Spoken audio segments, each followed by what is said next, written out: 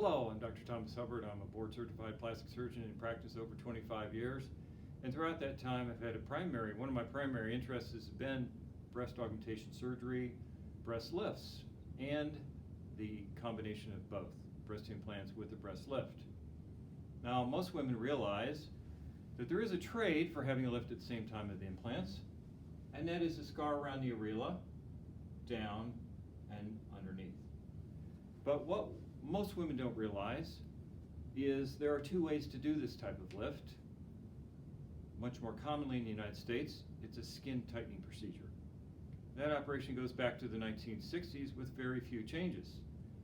But there's a much better alternative, and that's the vertical lift, an operation that came from Europe. It's much more effective, and to understand why it's more effective, let's look at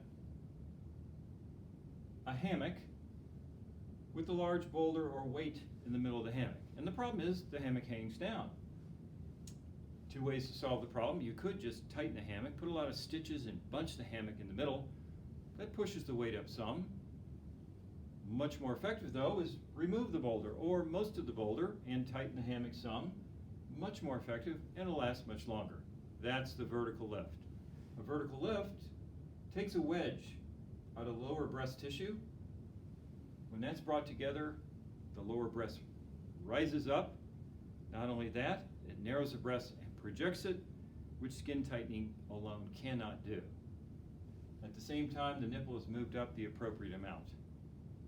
But one very important part, and really my contribution, led to my publication in Plastic and Reconstructive Surgery and Global Open this past year, is one downside of doing the vertical lift over an implant, and that is bacteria in the ducts of the breast, where that breast tissue, the lowest hanging breast tissue, was removed, it spills on the implant, exposing the implant to bacteria with a higher rate of that thing called capsule contracture or hardening. My contribution, and I presented this at several national and international meetings, and that's now in my publication, is we can do implant isolation. There's a natural barrier that surgeons can use. We've just ignored it up to now. So we can put the implant under the muscle, behind this barrier, completely isolate the implant from the breast lift above. No bacteria from the breast lift get on the implant. Thus we can have all the things we want, the best type of lift. Implant isolation without the complications of bacteria getting on the implant.